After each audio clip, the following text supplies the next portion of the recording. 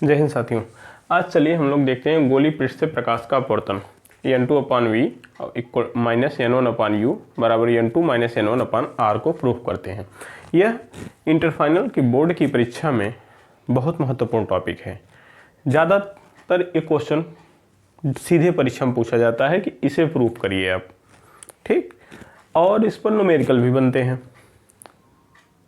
तो न्यूमेरिकल भी आज की क्लास में हम लोग देखेंगे और इसे प्रूव भी करते हैं। बहुत आसानी से आप इसे समझिए, थोड़ा सा समय देंगे और ये टॉपिक आपको पूरी तरह से समझ में आ जाएगा, ठीक। तो चलिए इसको देखते हैं। ये क्या है, कोई गोली पृष्ठ है, अपवर्तन हमें कराना है। ये कोई गोली पृष्ठ ले लिए हैं, ठीक। कोई कांच का ही मान लीजिए, कांच है, ये एयर है, कुछ भी है, कोई भी पृष्ठ हो उससे मतलब नहीं है, कोई ट्रांसपेरेंट पारदर्शी पृष्ठ है।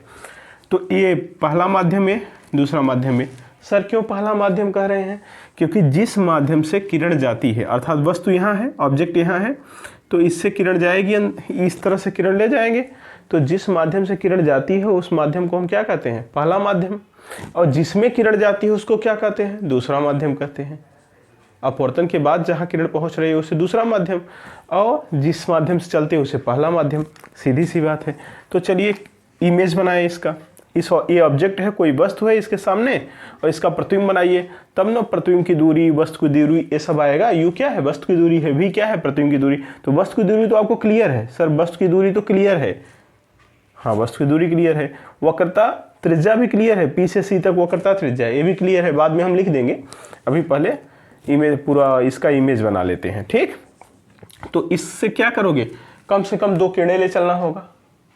किसी बिंदु का प्रतिबिंब बनाने के लिए कम से कम उससे क्या होता है? 2 किरणें ले चलते हैं।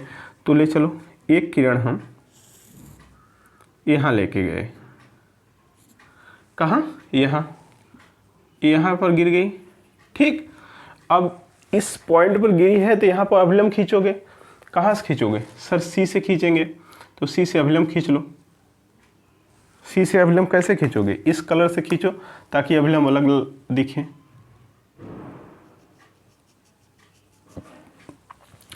कभी भी एक प्रकाश किरण एक पारदर्शी से दूसरे पारदर्शी माध्यम में जाएगी तो जैसे ही वो दोनों पारदर्शी माध्यम को अलग करने वाले सतह पर गिरेगी तो सबसे पहले हमें अभिलंब खींचना है। कहाँ? आपतन बिंदु पर। और सी से अभिलंब खींचा जाएगा क्योंकि वो गोली पृष्ठ है। गोली पृष्ठ में अभिलंब कहाँ से खींचा जाता है? गोली दर्पण वाले टॉपिक में हम समझाए थे, सी से खींचा जाता है। सी क्या है? उस गोली पृष्ठ का केंद्र है, या इसी को हम वहाँ वक्रता केंद्र समझाते थे, ओके। तो देखिए आपतित किरण जो यहाँ से चली है, एक तो ऐसे गई, दूसरी ले जाओ ऐसे, दूसरी ऐसे भी ले जा सकते हैं। देख लो 2 किरण हो गई कि नहीं? इस बिंदु से, वो बिंदु से एक किरण इधर गई और एक किरण इधर गई, ठीक। ये मुख्य अक्ष पर ही चली गई सीधी। तो ये सीधी जब जाएगी तो ये बताइए, तो सी की दिशा में जा रही है, और सी की दिशा में जाएगी तो बिना विचलन के सीधे निकल जाएगी। अभिलंब खींचिए, तो सी से ही अभिलंब खींचोगे ना। यहाँ पर जब जैसे किरण गिरेगी तो सी से ही अभिलंब इस पर खींचोगे, तो अभिलंब की दिशा में जाने वाली प्रकाश किरण क्या बताए थे?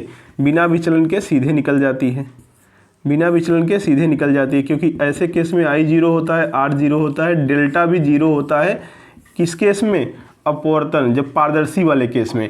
और दर्पण में हमने क्या बताया था? दर्पण में हमने बताया था अगर कोई प्रकाश किरण आती है तो I 0 होता है, R 0 होता है और डेल्टा 180 होता है। दोनों में अंतर होता है, ध्यान देना। ये क्या है? ये दोनों पारदर्शी, एक माध्यम, 2 माध्यम, 2 पारदर्शी माध्यम है। जबकि ये दर्पण था, दर्पण में आपतन कोण 0, परावर्तन कोण 0 और विचलन कोण 180 था। लेकिन अगर दोनों पारदर्शी माध्यम है और कोई किरण लंबवत आ रही तो I 0, आपतन कोण 0, अपवर्तन कोण 0 और विचलन कोण 0। क्यों सर 0 हुआ? क्योंकि यहाँ सूत्र ये होता है विचलन कोण का, पढ़ा चुके हैं, I डिफरेंस R, जबकि यहाँ सूत्र ये होता है 180 माइनस 2I या 2R। तो यहाँ I का वैल्यू जो रखोगे 0 तो 180 आएगा। यहाँ I R दोनों 0 है इसलिए डेल्टा 0 आएगा। ये बातें आशा करता हूँ पहले ही हम समझा चुके हैं, आप समझ रहे होंगे, तो अच्छी बात है। तो ये बताइए, तो अगर ये इस पॉइंट पर किरण गिरेगी तो अभिलंब कहाँ से खींचोगे? सी से खींचोगे, और इसका मतलब अभिलंब की दिशा में जाने वाली किरण क्या होगी? बिना विचलन के सीधे निकल जाएगी, क्योंकि ये भी पारदर्शी, ये भी पारदर्शी। इस माध्यम पहला माध्यम है जिसका अपवर्तनांक n1 ले लिए, दूसरा माध्यम जिसका अपवर्तनांक n2 लिए। बहुत आराम से समझिए, बहुत आराम से समझ में आ जाएगा। अच्छा, और इस बिंदु पर अभिलंब खींच दिए, तब ये क्या होगा? सर ये जाने का रास्ता तो ये है, देखो किरण के जाने का रास्ता ये है, कहाँ जा रही है, विरल से सघन में। मान लीजिए हम ई से हवा मान लिए, इसे कांच मान लिए, N1 कम है N2 से। हम मान लिए यहाँ 1 मिनट के लिए कि N2 ज़्यादा है N1 से, कुछ भी मान सकते हो, लेकिन अभी मान लिए हम कि N2 ज़्यादा है N1 से। तो विरल से सघन में जा रही है, N1 कम होगा, N2 ज़्यादा होगा, सघन माध्यम का अपवर्तनांक ज़्यादा होता है। तो विरल से सघन में जा रही है तो अभिलंब की ओर झुकेगी। नियम क्या है, विरल से सघन में जाने पर अभिलंब की ओर झुकती है। अब आपके दिमाग में आया क्यों झुकती है, तो अपवर्तनांक नामक लेक्चर में उधर वहाँ हम बताए हैं कि क्यों झुकती है अभिलंब की ओर। ठीक, तो वहाँ देख सकते हैं आप, हर चीज़ मैं समझा चुका हूँ कि ऐसा क्यों हो रहा है। तो अगर पूरा लेक्चर देख रहे हैं समझ में आता होगा, डायरेक्ट यहाँ आए हैं तो समझिए आप। तो अभिलंब की ओर झुकेगी, जाने का रास्ता ये है, अभिलंब ये है, तो रास्ते से नीचे आएगी, अभिलंब की ओर आएगी। तो कहीं अगर ये ज़्यादा अपवर्तनांक है, बहुत ज़्यादा अपवर्तनांक, तब तो मोड़ के यहाँ तक पहुँचाएगी। अगर बहुत कम अपवर्तनांक है, इसकी तुलना में इसमें बहुत ज़्यादा अंतर नहीं है, तो थोड़ी सी मोड़ती और आभासी प्रतिबिंब यहाँ बन जाता पीछे आकर। फ्यूचर में सवाल में दिखाई देगा। अगर इसके अपवर्तनांक पे डिपेंड करता है कि वास्तविक प्रतिबिंब बनेगा का आभासी, इसकी तुलना में इसका अपवर्तनांक अगर बहुत ज़्यादा है, अच्छा खासा है, तो मोड़ के यहाँ लाएगा, मोड़ देगा तो वास्तविक प्रतिबिंब बन जाएगा, क्योंकि इधर आगे जाके काटेगा। और ऐसा अगर इसकी तुलना में, इस पहले माध्यम की तुलना में दूसरे माध्यम का अपवर्तनांक बहुत ज़्यादा नहीं है, बहुत कम अंतर है दोनों में, तो ज़्यादा नहीं मोड़ पाएगा। तो थोड़ा सा मोड़ेगा तो इस पर नहीं आएगी, तो इधर चली जाएगी फिर, तो उसको पीछे बढ़ाएंगे तो यहाँ काटेगा तो आभासी बनेगा। न्यूमेरिकल में हम समझा देंगे। चलो इधर, तो अभी मान लिए हैं कि बहुत ज़्यादा अपवर्तनांक, इसकी तुलना में इसका बहुत ज़्यादा है, तो मोड़ देगा। जब मोड़ देगा तो ये किरण कहाँ, ये अपवर्तित किरण हो गई कि नहीं, यहाँ आ गया। यहाँ क्या बन गया मेरे भाई, इमेज बन गया। क्या बन गया, इमेज बन गया। कोई दिक्कत नहीं सर, कुछ मान लो, क्या मानोगे, यहाँ से यहाँ तक दूरी आप जानते ही हैं, यहाँ से यहाँ तक दूरी आप जानते हैं क्या होती है सर, P से लेकर O तक दूरी, वस्तु तक की दूरी, वस्तु की दूरी U होती है। तो सबको हम दिखाई दे रहे हैं, क्या दिक्कत है, इसे U कहते हैं। हालांकि आपतित किरण के विपरीत दिशा में जाओगे तो इसे माइनस लिया जाएगा, फार्मूले में रखते समय हम देखेंगे। अब जरा इधर देखो, अभी माइनस नहीं यहाँ रख रहे हैं, फार्मूले में रखते समय देखेंगे पीछे माइनस। और आपतित किरण की दिशा में दूरी नापोगे तो यहाँ से यहाँ तक की दूरी क्या हो जाएगी, R हो जाएगी। क्यों, वक्रता त्रिज्या है, P से C तक R होता है। अब आप बताइए और क्या हो जाएगा, ये हो जाएगा यहाँ से यहाँ तक V। क्यों, क्योंकि वो प्रतिबिंब की दूरी है जिसे आप V कहोगे। आपतित किरण की दिशा में नापी गई सभी दूरियां पॉजिटिव होंगी तो V भी पॉजिटिव होगा, R भी पॉजिटिव, लेकिन U इधर आएगा तो निगेटिव होगा। फ्यूचर में इसकी ज़रूरत पड़ेगी, हम रख देंगे, अच्छी बात है। अब कुछ और बात मान लो, क्या, ये कोण मान लो 1 मिनट के लिए कि अल्फ़ा है, ये कोण मान लिए हम क्या सर बीटा है, ये कोण मान लिए क्या सर गामा है, ये क्या है गामा। देखना अल्फ़ा बीटा गामा, ठीक, ये कोण क्या मान लिए गामा है, कोई दिक्कत नहीं सर। अल्फ़ा बीटा गामा कोण मान लिए तीनों, ठीक, अच्छी बात है। नामकरण करना कर दो, ओ है इसका नाम क्या रख दे सर, यम रख दो, अच्छा है। और बाकी तो ए ओ एम सी हो गया, ओ एम आई हो गया, सब क्लियर हो गया, अच्छा है। अब आप ये बताइए, एक बात तो आप ऑटोमेटिक जानते हैं सर, वो क्या, आपतित किरण द्वारा अभिलंब के साथ बनाए गए कोण को क्या कहते हैं, आपतित किरण द्वारा अभिलंब के साथ बनाए गए कोण को आपतन कोणाई कहते हैं।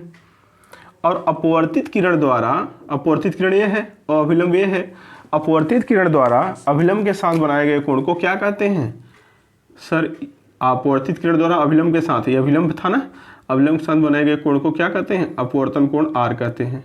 अब ध्यान से देखना, ये स्मॉल आर है और एक गामा है, ध्यान से देखो, एक गामा है बड़ा सा, ठीक, थोड़ा सा अच्छे से बना दो, नहीं तो उसी में कंफ्यूज हो जाओगे कि ये आर है कि गामा है। आर देखो ऐसे है, ठीक, छोटा सा, और ये यहाँ एक कोण कौन सा है, यहाँ हम बना दे रहे हैं, ठीक, ये गामा कोण है, ये गामा कोण है, ठीक, यहाँ है कोण गामा, अच्छी बात है। ठीक, चलो देखते हैं। अब बताओ, अब ये अगर ये चित्र में समझ में आ गया, सब चीज़ें दिख गई, तो बड़े आसानी से हम प्रूव करने चल रहे हैं। ज़रा बताओ, बहिष्कोण का नाम सुने हो, हाँ सर बहिष्कोण का नाम तो सुने हैं। जैसे मान लो एक कोण कोई भी कोण है, ये थीटा है और ये बीटा है, ये फासाई है, तो बहिष्कोण अंदर के दोनों कोणों के योग के बराबर होता है, ठीक है। अर्थात दोनों कोणों का योग, जो अंदर के दोनों कोणों हैं, तीसरे कोण के बाहरी कोण के योग के बराबर होता है। मैथ में है, नहीं समझ में आएगा तो कमेंट करिएगा, प्रूफ करके दिखा देंगे। सिंपल सा है मैथ, कोई बहुत बड़ा मैथ नहीं है, सिंपल सा है। तो बहिष्कोण अंदर जो त्रिभुज होता है उसके अंदर के दोनों कोणों के योग के बराबर होता है। Beta plus psi equal to theta हो जाएगा। तो यहाँ आपको वही देखना है। देखो कौन सा दिख रहा है बहिष्कोण। एक तो आपको आई दिख रहा होगा, सर आई किस त्रिभुज में दिख रहा है? देखो ऐसे देख लो, कौन सा त्रिभुज दिख रहा है भाई? एक तो ए है, यही है ना, ए आई, और ए का हो गया बीटा, ए का हो गया अल्फा। देखो ऐसे कुछ है ना, ओ एम सी में देखो आई बराबर क्या हो जाएगा? Alpha plus beta. बहिष्कोण दिख रहा है कि नहीं? आई बराबर अल्फा प्लस बीटा हो जाएगा। तो यहाँ से अगर हम आई बराबर देख लें, आई बराबर तो क्या निकल कर आएगा? अल्फा प्लस बीटा आ जाएगा। सही बात है कि नहीं सर? एकदम सही बात है। चलो और दूसरा वाला देखो जरा, तो ये आर का भी मान निकालो। तो सर आर कहाँ बहिष्कोण है? हाँ आर तो बहिष्कोण नहीं है, लेकिन एक बहिष्कोण आपको दिखाई देगा यहाँ। ये देखो, ये बहिष्कोण आपको इस तरह से दिखाई देगा। ये क्या है सर? ये तो गामा है। ये क्या है? आर है। हे वाला कोण क्या है? बहिष्कोण है कि नहीं बीटा? देखो बहिष्कोण इस कोण के योग बराबर होगा, अर्थात बीटा बराबर का हो जाएगा आर प्लस गामा हो जाएगा। यहाँ से आर का मान तो निकाल सकते हैं, बताओ। बीटा बराबर क्या हो जाएगा? R plus gamma. ये आर की तरह ही हमारा गामा बन रहा है भाई, देखना ऐसे हम बना दे रहे हैं, आर प्लस गामा। तो आर का मान क्या हो जाएगा? आर का मान हो जाएगा सर सिंपली क्या लिख सकते हैं? चलो इधर ही लिखते हूँ, आर बराबर बीटा माइनस गामा। तो आई का मान अल्फा प्लस बीटा, आर का मान बीटा माइनस गामा। बस काम खत्म।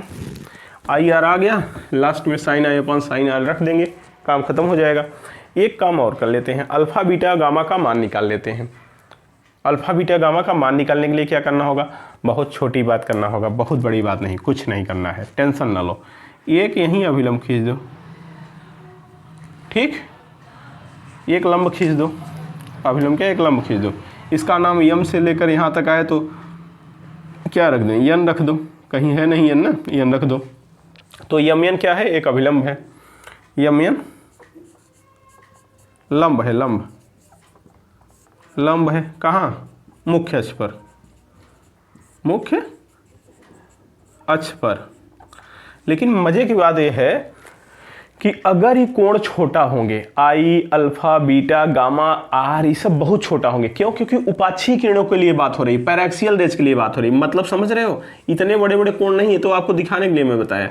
ये कुछ ऐसा कोण है, ध्यान से देखो, ये वस्तु है और ये इतना बड़ा कोण है, यहाँ से जाने वाली किरण है। अब जरा देखो, ये देखो दिस, अब ये कोण है तुम्हारा आई, ये कोण है अल्फा, बहुत छोटे छोटे हैं। अब यहाँ अगर होता यम तो सोचो ये पी है, अब लंब डालो इस पर, तो लंब डालते कहीं जो यन अभी यहाँ गए पाया वो यन पी ए पे तो पहुँचता। देख लो कहाँ लंब आता? पी ए पे आता ना। तो अगर ये कोण बहुत छोटे होंगे तो जो यन पी से थोड़ा सा दूर है वो पी ए पे आ जाएगा। समझ में आया? तो यन बदल जाएगा कहाँ? पी पे। और आप पी क्यों लाना चाहते हो सर? क्योंकि पी से सभी दूरियां नापी जाती हैं, इसीलिए पी पे लाना चाहते हैं, ठीक। हाँ तो चलो हम बात यही करते हैं, alpha beta gamma, alpha beta gamma आई तथा आर बहुत छोटे हैं, बहुत छोटे हैं। क्यों भाई? उपाक्षीय किरणों के लिए, उपाक्षीय किरणों के लिए। सर ये उपाक्षीय किरणों का मतलब, उपाक्षीय मतलब अक्षवा के मुख्य अक्ष के ऊपर वाली किरण, पैराक्सियल रेज के लिए, अर्थात इसके आसपास जो जा रही किरण बस उसके लिए, इतना दूर वाली नहीं, इसके पास वाली, जो इसके करीब समांतर किरण एकदम जाए इसके पास, तो बहुत छोटा कोण बनाएगा। Alpha beta gamma I R बहुत छोटे हैं उपाक्षीय किरणों के लिए, ठीक। अब होता है क्या मामला, उसे समझो। आपने त्रिकोणमिति में पढ़ा होगा, अगर साइन थीटा में थीटा बहुत छोटा हो तो साइन थीटा बराबर क्या होता है? थीटा होता है। tan थीटा में थीटा छोटा हो तो क्या लिख सकते हैं, थीटा लिख सकते हैं। तो मतलब अगर थीटा कोण बहुत छोटे हैं, अल्फा बीटा गामा बहुत छोटे हैं, तो किसी के आगे हम साइन लगा भी सकते हैं, हटा भी सकते हैं, tan लगा भी सकते हैं, हटा भी सकते हैं, बहुत ज़्यादा फर्क नहीं पड़ता। क्यों? क्योंकि कोण का मान बहुत छोटा होता है। तो जब कोण का मान बहुत छोटा होता है तो चाहे अल्फा के स्थान पे tan अल्फा रखो, बीटा के स्थान पे tan बीटा रखो, गामा के स्थान पे tan गामा रखो, तो कोई दिक्कत नहीं होता। तो चलो ज़रा हम वैल्यू निकालते हैं। अल्फा बराबर क्या होगा, अल्फा बराबर क्या होगा सर, तब तो tan अल्फा रख सकते हो। और tan अल्फा बराबर क्या होगा, tan अल्फा बराबर लंब जो यमन था वो अगर छोटा होगा तो mp हो जाएगा।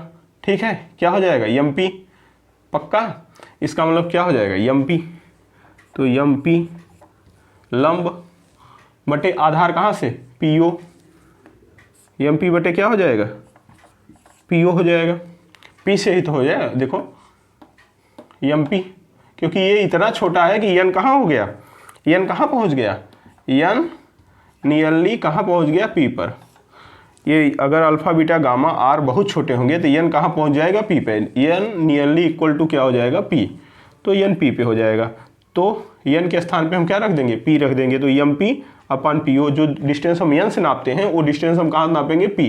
मतलब n को हम p समझ लिएंगे। ठीक, n को p समझो। तो यहाँ से एक बात आपको निकल कर आएगा, क्या, अल्फा का मान आएगा, तब अल्फा का मान आएगा mp के स्थान पे। mp ये रहने तो sir, mp sir, mp sir. चाहे तो मान लो HOH, नहीं मानना है तो mp रहने दो, क्या दिक्कत है, रहने दो। ठीक है सर, रहने दे रहे हैं। PO बराबर सर P से लेकर O तक डिस्टेंस क्या है, U। तो लेफ्ट साइड में ये देखो आपतित किरण इधर जा रही है, विपरीत दिशा में नाप रहे हो उसके, तो क्या लोगे, -u। इसका मतलब अल्फा बराबर mp बटे -u आ गया। अच्छा है गुरुजी, बीटा बराबर का हो जाएगा, आप बताओ ना, हम क्या बताएं। tan बीटा बराबर, बीटा को क्या लिख सकते हो, tan बीटा, और tan बीटा बराबर क्या हो जाएगा, बीटा कहाँ गया, दिस tan बीटा। तो mn जो है वो क्या हो जाएगा, mp। सब n के स्थान पे p रखोगे बस, तो n के स्थान पे mp हो जाएगा। mp अपान लंब बटे आधार, p से लेकर c तक, p से लेकर c तक। अब mp को mp रहने दो। अब बीटा का सम जो tan बीटा है उसे बीटा ही लिखो, और बीटा का वैल्यू क्या हो जाएगा sir, mp sir, mp sir. अब p से c तक, p से c तक दाहिने तरफ गया तो क्या हो जाएगा, +r। +r को केवल r भी लिख सकते हो। अल्फा का मान आ गया, बीटा का मान है, अल्फा बीटा गामा आई माई, इस सब को हमको माने निकालना है। बस निकाल के sin r 1/2 रख देना है, तुरंत आ जाएगा आंसर। ओ ठीक, बस इतना सा करना होता है, कुछ नहीं करना है, सबका वैल्यू निकालना है। अल्फा निकाल दिए, बीटा निकाल दिए, गामा निकाल देंगे, आई आर सबका वैल्यू निकाल के रख दो, कहानी खत्म। बस इतनी सी बात थी। सामने चित्र बना है, चित्र बन गया तो काम खत्म। देखो गामा बराबर क्या हो जाएगा सर, tan गामा। यही प्रूफ करना होता है और आप परेशान हो जाते हैं। बस मान निकालना है कोण का, tan गामा। और गामा कहाँ गया सर, गामा तो ये है, कौन सा त्रिभुज बन रहा है, MNI सर। तो MN होगा बटे NI, लंब बटे आधार, इस कोण को बराबर लंब बटे आधार। तो क्या हो जाएगा, n के स्थान पे हम क्या माने, p। तो MP अपान PI, MP अपान PI हो जाएगा। अब जरा बताओ, ये गामा बराबर tan गामा, अर्थात इसे हम गामा लिख सकते हैं बहुत कोण छोटा होने पर। MP को MP रहने दो, MP सर, अपान PI, P से लेकर I तक क्या डिस्टेंस है, V दाहिने तरफ जा रहा है, अर्थात आपतित किरण की दिशा में है, तो क्या हो जाएगा, पॉजिटिव होगा, अर्थात V ये रहने दो, कोई दिक्कत नहीं सर। अल्फा बीटा गामा तीनों का मान आ गया है। देखो अल्फा बीटा गामा तीनों का मान आ गया, आई बराबर ये अल्फा प्लस बीटा, आर बराबर बीटा माइनस गामा, ये सब आ गया है। अब अपना काम बहुत आसान हो गया। चलिए अब आप एक फार्मूला पढ़े हैं, फार्मूला यहाँ बताते हैं, फार्मूला क्या पढ़े हैं, क्या, साइन आई, अभी लिखेंगे यहाँ, लेकिन अभी समझ लो, sine i upon sine r equal to 1n2, यही तो पढ़े थे, बताए थे हम। 1n2 बराबर क्या हो जाएगा, n2 अपान n1, यही तो होगा, समझाए थे कि नहीं। अब अगर हम इसे 1n2 हटा के इसको बराबर भी कर सकते हैं, तो ऐसे भी कर सकते हैं कि n2 1n2 के स्थान पे n2 अपान n1 कर दें, तो n1 क्रॉस इधर, n2 क्रॉस इधर, n1 इधर और ये इधर मल्टीप्लाई हो जाएगा। तो इसको क्या लिख सकते हो कि n1 साइन आई n1 साइन आई बराबर n2 साइन आर, ये लिख सकते हो, यही लिख सकते हो ना।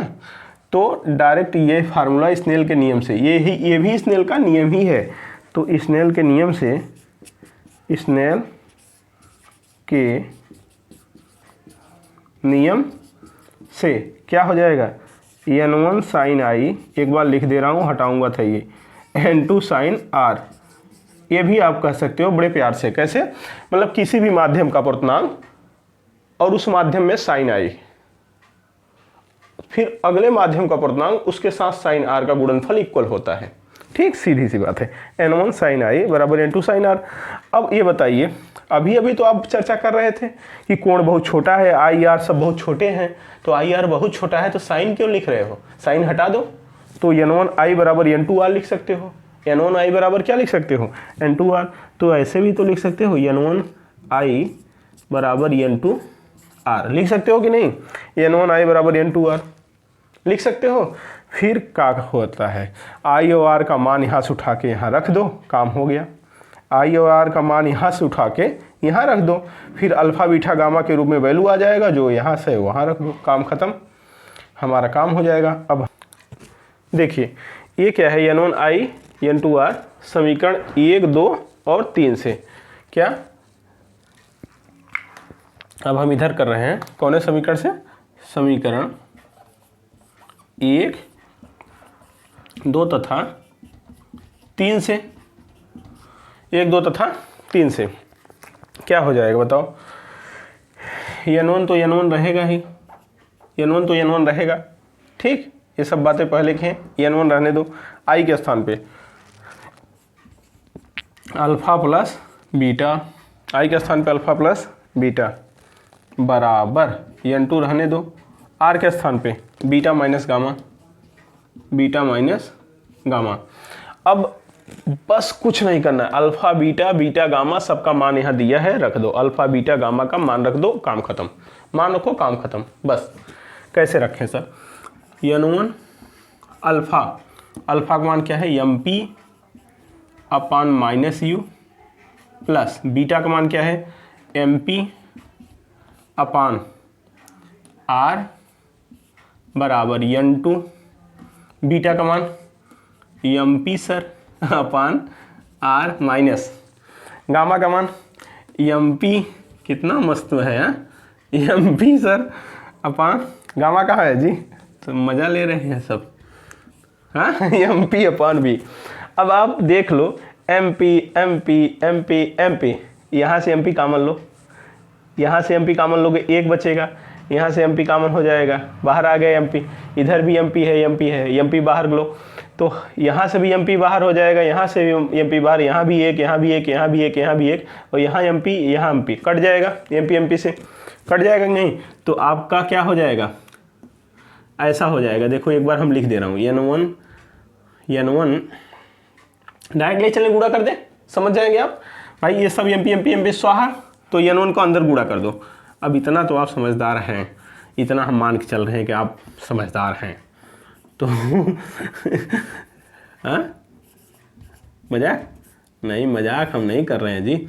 n1 ठीक, प्लस n1 इधर आएगा mp, तो mp सर स्वाहा हो गए, n1 अपान आर, ठीक, बराबर n2 ले चलो, mp भी कट गया है, सब यहाँ से भी कॉमन लेके, यहाँ से कॉमन लेके कटा दिए हैं, n2 upon r minus n2 upon B.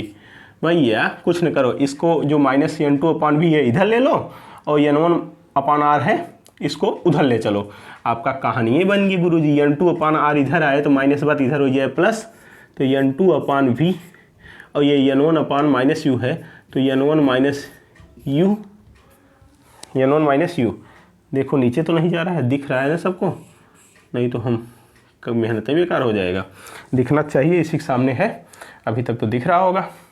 n1 upon you बराबर क्या हो जाएगा सर, n1 अपान आर उधर जाएगा, तो n2 अपान आर पहले से उपस्थित है, ये प्लस से उधर जाएगा माइनस, n1 अपान आर हो जाएगा, तो n2 minus n1 upon R हो जाएगा हमारा, जिसका हमें था इंतज़ार, वो घड़ी आ गई देख लो। N2 अपान N1 सॉरी N2 अपान N1 पर एकदम नशा है।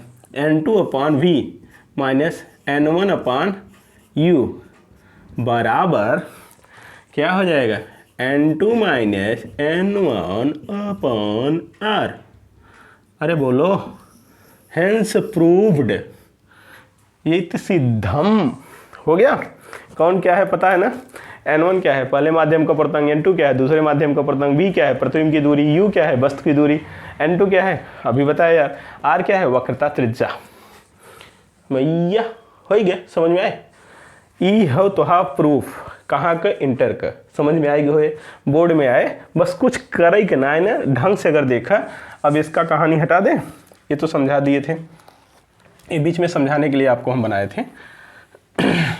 इतना ही आपको बोर्ड में लिखना है और कुछ नहीं, मतलब कुछ नहीं किए हैं, केवल चित्र समझ में आ जाए। कोई ऑब्जेक्ट रखें, उसका इमेज बना दिए, अल्फा बीटा गामा एंगल ले लिए, बाकी यू प्रतिबिंब की दूरी भी, वक्रता त्रिज्या आर, सब काम कर दिए। अभिलंब खींच दिए, आई आर तो अभिलंब बिना खींचे कैसे ले जाओगे।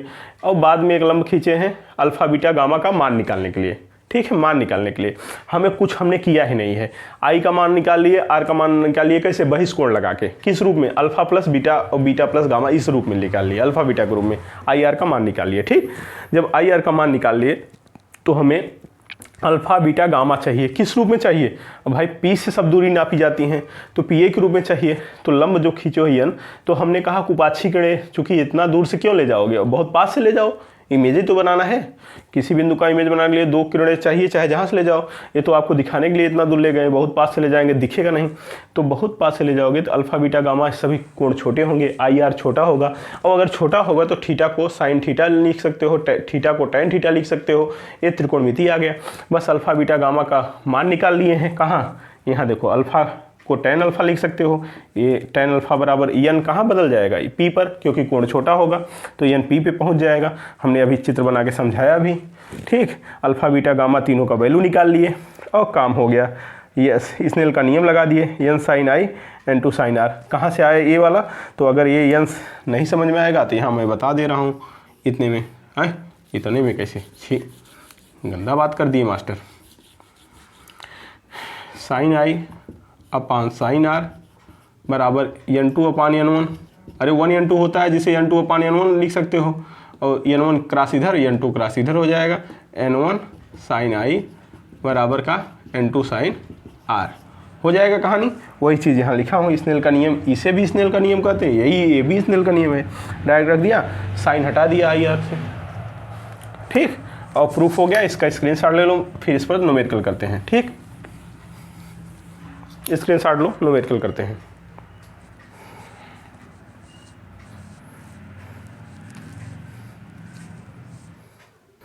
देखिए एक क्वेश्चन है आपका, क्या A1 1.5 दिया है, मतलब अपर्तनांक दिया है। ये पहला मीडियम है, ये दूसरा मीडियम, कहने को मतलब हवा है, एक हो गया, ये कांच होगा 1.5 होगा। ये ऑब्जेक्ट है जो 20 सेमी पर रखा गया है, कहाँ से, पोल से, और इसकी वक्रता त्रिज्या आपको 5 सेमी दिया है। पूछा क्या है, प्रतिबिंब की दूरी बताना है, प्रकृत बताना है, वास्तविक बनेगा क्या आभासी, आपको बताना है। क्या बता सकते हैं, ट्राई करिए, लगाइए। कुछ नहीं सर, अब अगर यहाँ वस्तु है तो रेस तो इधर से ही चलेगी, ठीक।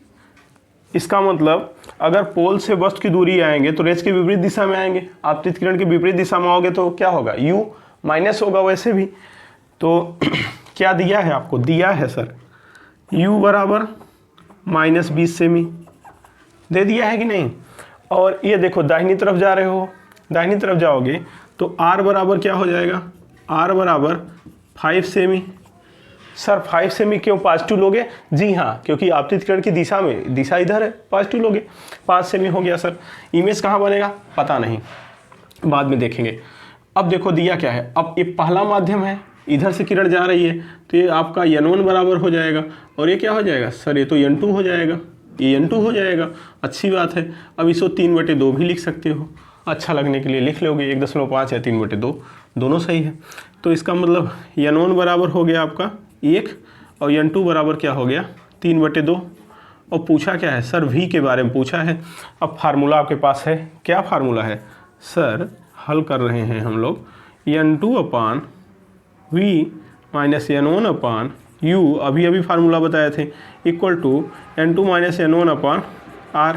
फार्मूला रख दो, आंसर आ जाएगा, डायरेक्ट फार्मूले में रखो आंसर आ जाएगी। n2 3/2 अपान v, सर पूछा है, पूछा रहने दो, माइनस n1 1, u का मान -20 बराबर n2 3/2 माइनस 1/r का मान 5।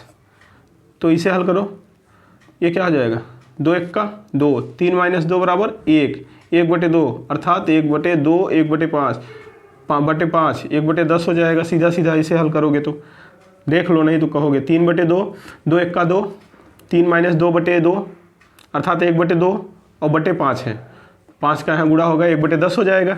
इसको हल करोगे 1/10। अब ये देखो माइनस माइनस प्लस 1/20 प्लस में रहेगा, उधर जाएगा माइनस, तो क्या हो जाएगा 3/2, ये 2 को भी के साथ लगा सकते हैं, 3/2 भी बराबर 1/10 माइनस 1/20, ये क्या हो जाएगा 20, एलसीएम ले लिए, 10 दूनी 20, 20 1 का 20, 1/20 आ गया, 1/20 आ गया। 3/2 का मान हमें तो भी निकालना है सर, तो भी क्या होगा, देखो 3/2 भी बराबर 1/20, 2 से कटा दो, 2 10, 2 दहम्मा 10 तिहाई 30, भी का वैल्यू क्या आ गया, भी का वैल्यू सर आया 30 सेमी। पॉजिटिव आया कि निगेटिव, पॉजिटिव आया, और पॉजिटिव आया, पारदर्शी चीज़ में पॉजिटिव है, इसका मतलब दाहिनी तरफ जा रहा होगा, ठीक, कितना दूर पर, 30 सेमी पर। तो इसका मतलब अगर चित्र बनाना हो तो ये देखो, ये अभिलंब हो जाएगा और जाने का रास्ता किरण की ये है, और ये 5 सेमी है और बना कहाँ है 30 सेमी पर, कितनी दूर बना है 30 सेमी पर। तो ये देखो जाने का रास्ता ये है, अभिलंब से दूर हटते हुए ये इधर जाके बन जाएगा, ठीक है, यहाँ से यहाँ तक दूरी क्या हो जाएगी 30 cm। ये हो गया आपका इमेज। अगर इमेज बनाना है तो इमेज यहाँ बन जाएगा, ठीक, समझ में आई बात, ये हो जाएगा इमेज।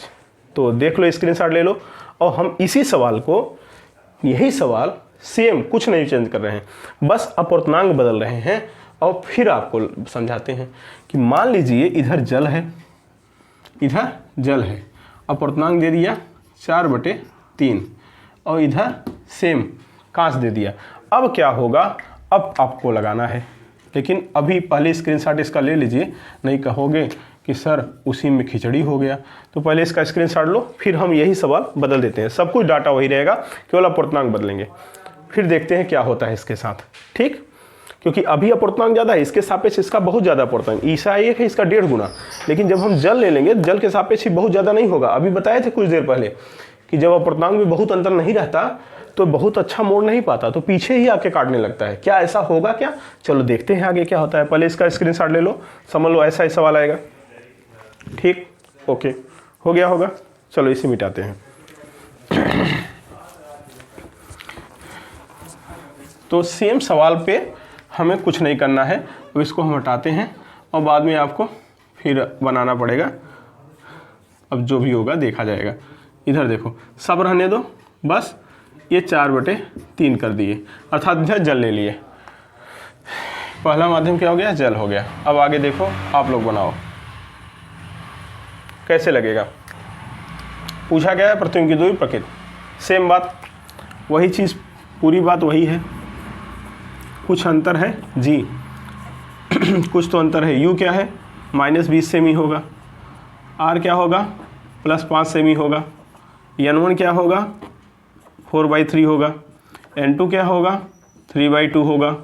पूछा क्या है b क्वेश्चन मार्क लगाओ, n2/n1 एकदम से दिमाग पे छाया रहता है, n2/v माइनस n1/u बराबर n2 माइनस n1/r। ये फार्मूला हम प्रूफ किए थे, वैल्यू रखो, n2 के स्थान पे क्या है 3/2, ठीक, अपान v, चाहे अपान v रखो, चाहे इसी के साथ 2v लगा सकते हैं। फिलहाल चलो माइनस n1 क्या है 4/3 अपान u, ठीक है, बराबर n2 क्या है 3/2 माइनस 4/3 अपान 5 ना। चलो देखते हैं सर, u का मान तो दिया है, रख दो, u का मान दिया है तो रख दो -20।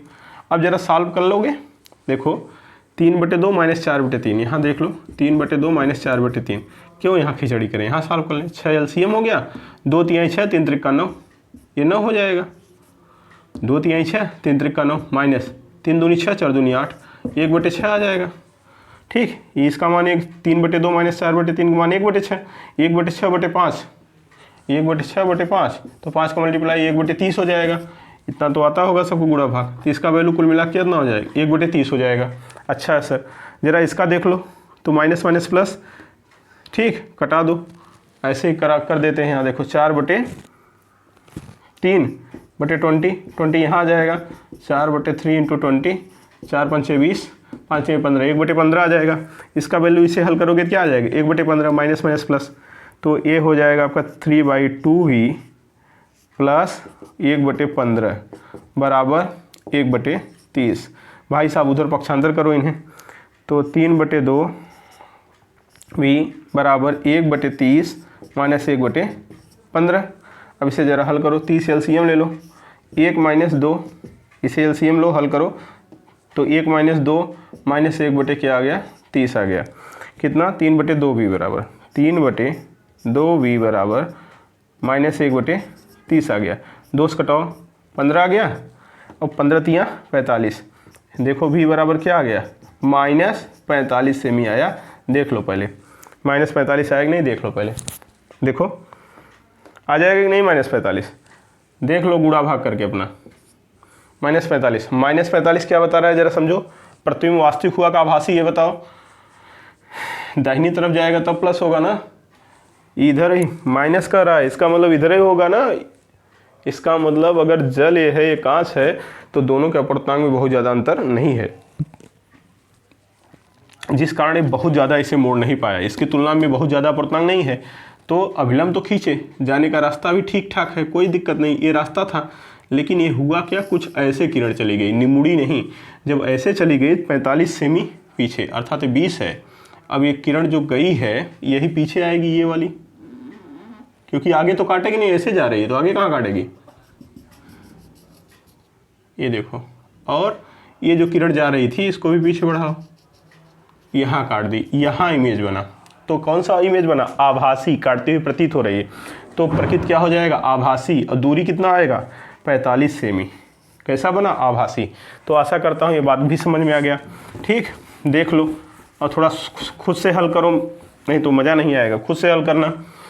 अब गुणा भाग आना चाहिए, पहले हम बोल दिए हैं कि भिन्न का जोड़ घटाना गुणा भाग आपको आना चाहिए। इसे सॉल्व करो, स्क्रीनशॉट लो, फिर अगला सवाल हम करते हैं। जल्दी करो, स्क्रीनशॉट लो, अगला सवाल फिर लिखते हैं।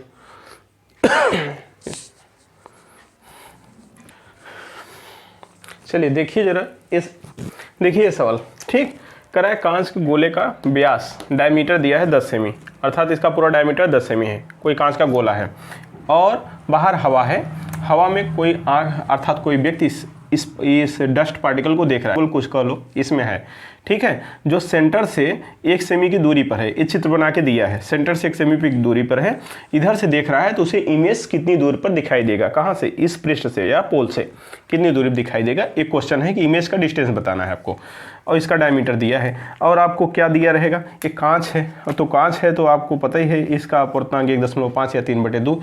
इधर क्या है, हवा है, और हवा का अपूर्णांक दुनिया जानती है 1 होता है। ठीक, तो आओ चलो देखते हैं। अगर इधर से देख रहा है तो इसका मतलब रेस किधर जाएगी, इधर से चलेगी इसकी आंख में, इधर से तो रेस जाएगी, तो रेस का जाने की डायरेक्शन ये है, अच्छी बात है। और डायरेक्शन से वापस आएंगे तो डिस्टेंस क्या लेंगे, माइनस लेंगे। ये ऑब्जेक्ट है, पूरा डायमीटर कितना है 10 सेमी, यहाँ से यहाँ तो पूरा 10 सेमी, तो त्रिज्या कितना हो जाएगी सर, त्रिज्या तो हो जाएगी तो 5 सेमी। बोलो यहाँ से यहाँ तक त्रिज्या 5 सेमी होगी जी, क्योंकि डायमीटर कितना है 10, तो त्रिज्या कितना हो जाएगी 5। अगर त्रिज्या 5 हो गई और यहाँ से 1 सेमी पे है, तो क्या वस्तु की दूरी पोल से बता सकते हो, देख लो, यहाँ से यहाँ तक 5 सेमी, यहाँ से यहाँ तक 1 सेमी, तो भाई ये तो 4 सेमी आ गया कि नहीं 4 सेमी। इसका मतलब एक चीज़ साफ साफ मिल गया आपको, सर u बराबर आ गया -4 सेमी। क्यों -4 सेमी आया, क्योंकि पोल से बाईं ओर जा रहे हो, मतलब आपतित किरण की विपरीत दिशा में जा रहे हो। तो 4 से भी माइनस में आ गया। क्या निकालना है अपने को? v निकालना है v निकालना है। अब बताओ n1 कौन होगा, n2 कौन होगा? जिस माध्यम से किरण जाती है उसे n1 कहते हैं। अरे सॉरी, तो ये माध्यम क्या होगा? n1 पहला माध्यम, और ये माध्यम क्या होगा? दूसरा माध्यम। तो n1 क्या हो जाएगा सर? n1 तो यही हो जाएगा। n2 क्या होगा? n2 ये हो जाएगा। तो चलो इसके चलो तो n1 1.5 मतलब 3/2। n2 सर n2 क्या हो जाएगा? 1 हो जाएगा। और भी पूछा है, r दिया है, r तो दिया है सर 5 सेमी, r 5 सेमी हो जाएगा। फार्मूला n2/n1, सॉरी फिर बार बार n2/n1 हमको आता है। एक फार्मूला बताए थे, रखो इस फार्मूले में। क्या आ जाएगा? n2 का मान क्या है सर? 1/v, यही तो पूछा है। ठीक है, n1 3/2 सर 3/2 रख दो, अपन u का मान -4, ठीक, बराबर n2 क्या है? 1 माइनस n1 सर 3/2 रख दो, अपन r का मान क्या है? 5। अब बताओ r पॉजिटिव 5 होगा कि नेगेटिव 5? आप लोग बताइएंगे, हम नहीं। भाई आपतित किरण इस दिशा में है, r विपरीत दिशा में है, तो गुरुजी माइनस होगा। देखो r भी क्या आएगा? माइनस आएगा। तो r क्या हो जाएगा? माइनस आएगा। r का वैल्यू क्या आएगा? माइनस आएगा। कोई शक नहीं है? बिल्कुल नहीं है। तो वैल्यू रखो और हल कर लो, इसे आंसर हो गया। अब चलो इधर से शुरू करते हैं। 1/v और ये क्या हो जाएगा? प्लस, और 3/8 हो जाएगा, 4 दूनी 8, तो 3/8 हो गया, बराबर 2 1 का 2, 2 - 3 -1/2। अरे देख लो, 1 - 3/2 बराबर 2 - 3/2 बराबर -1/2। सही है। तो ऊपर का मान क्या हो गया? -1/2 बटे माइनस है, बटे क्या? -5 है, माइनस माइनस प्लस, ये 5 से गुड़ा 1/10, तो इसका वैल्यू क्या आ गया? 1/10, माइनस माइनस खत्म हो गया, तो 1/10 आ गया। इतने का वैल्यू 1/10 आ गया, तो 1/10 रख दिए इसका वैल्यू। 3/8 उधर ले चलो, पक्षांतर करो, तो 1/v बराबर 1/10 माइनस 1। बड़ा बवाल है भाई, हैं? बड़ा बवाल है। चलो कोई बात नहीं, हो गया। अब क्या ले लें सर? 40 LCM ले लो। अच्छा लगा सर, 40 ले लो। 10 चौका 40, 8 5 40, 5 3 15, तो कितना आ जाएगा? -11/40। 1/v बराबर, तो v बराबर क्या हो जाएगा? -40/11। 11 कटाओ, 11 3 33, कितना बचा? 7, फिर क्या? दशमलव, 11 छक्का 66, कितना बचा? 4, फिर 11 3 33, इतना सेमी लगभग आ गया। तो 4 सेमी पे है, इसका मतलब इमेज इधर कहीं बन जाएगा, इसके पहले ही बनेगा। माइनस आ रहा है, इसका मतलब इसी दिशा में बनेगा। ठीक, इसका मतलब कैसे बनेगा देख लो, कैसे बनेगा देख लो। अभिलंब खींच के देखो, अभिलंब खींचोगे, देखो अगर इमेज बनाना है तो इमेज भी बना दे रहे हैं। अभिलंब खींचो। ये सर अभिलंब बढ़िया से खींचा ना, ये अभिलंब हो गया, तिरछा हो गया क्या अभिलंब थोड़ा? देखो भाई अब बम बारूद गिरने लगे हैं सब, संभल के रहना, आप लोग भी थोड़ा संभल के रहना। ठीक, दिवाली की शुभकामनाएं आपको, लेकिन संभल के खेलना, दिवाली मनाना, बम बारूद से दूर रहो, हैं? हाँ गुरुजी, बम बारूद से दूर रहो, दिवाली का मिलाओ। अरे यार थोड़ा सा संभल के मनाना बस। चलो अब ये है क्या? अभिलंब। ये है जाने का रास्ता, ये रास्ते हैं जाने के, ये अभिलंब है। तो क्या अभिलंब से दूर होगा? क्यों? क्योंकि सघन से विलंब जा रहा है, अभिलंब से दूर होगा तो ऐसे चला गया, इसे पीछे बढ़ाओ, कहीं यहीं काटा तो कि नहीं, तो ये हो जाएगा इमेज, काम खत्म। कितना डिस्टेंस? 4 से कम आया, 3.63 पे आया, कहीं ये इमेज हो जाएगा, ये दिखाई देगा आपको कि यहाँ है।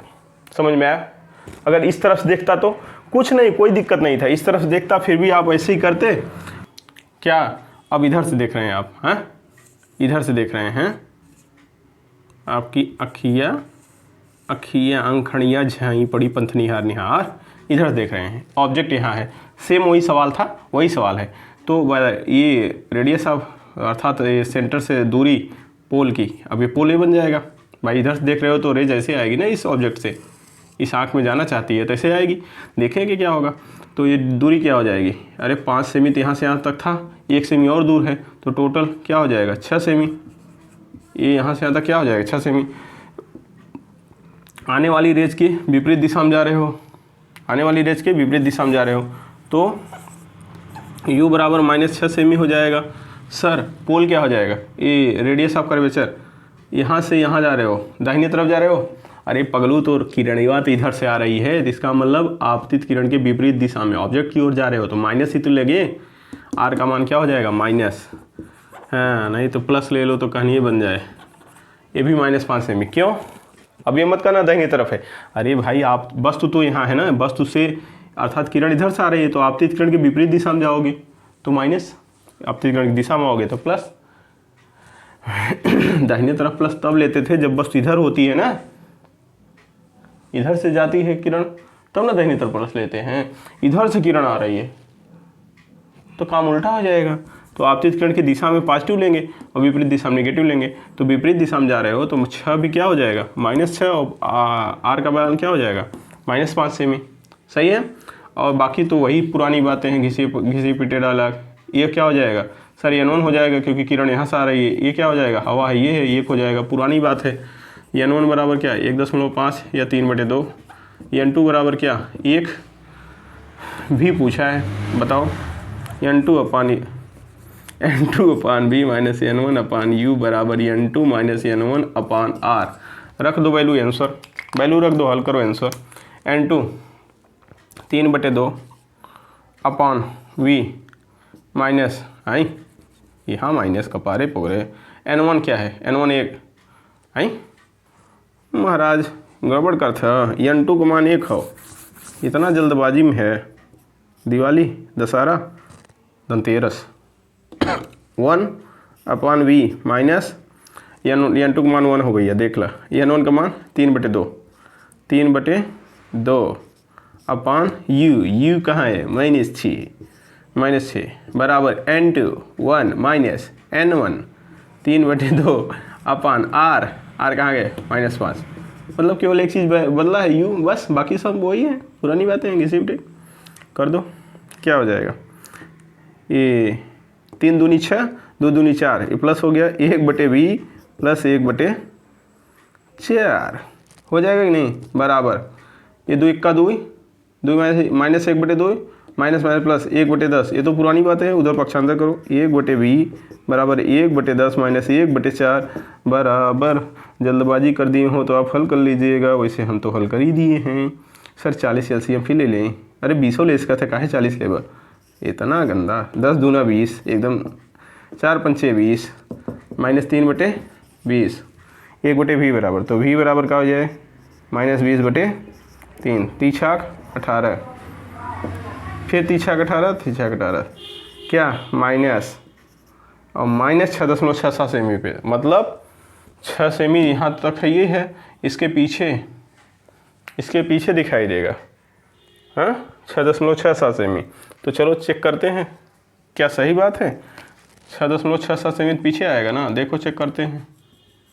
ये देखो अविलंब हो गया आपतन बिंदु पर। अब जाने का रास्ता क्या है, जाने का रास्ता किरण के है सर, लेकिन कहाँ सघन से विलंब जा रही, तो अविलंब से दूर हटेगी, दूर ऐसे जाएगी। तो ऐसे इसको पीछे बढ़ाओगे तो कहाँ जाएगी सर, ये तो इधर ही जाएगी, काटेगी, तो पीछे ही तो जा रहा है महाराज।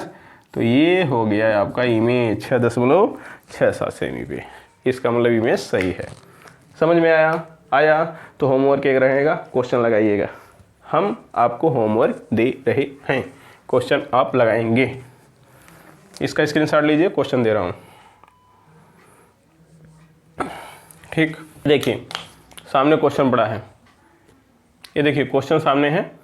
1.5 r का मान दिया है, o p से o तक का डिस्टेंस, मतलब u आपको मिल गया है, भी बताना है, प्रकृति भी बताना है। ये आपका होमवर्क है। देखते हैं आंसर कमेंट में दीजिएगा, हम आपका आंसर का इंतज़ार करेंगे। ठीक, थैंक यू। मिलते हैं अगले क्लास में लेंस के साथ।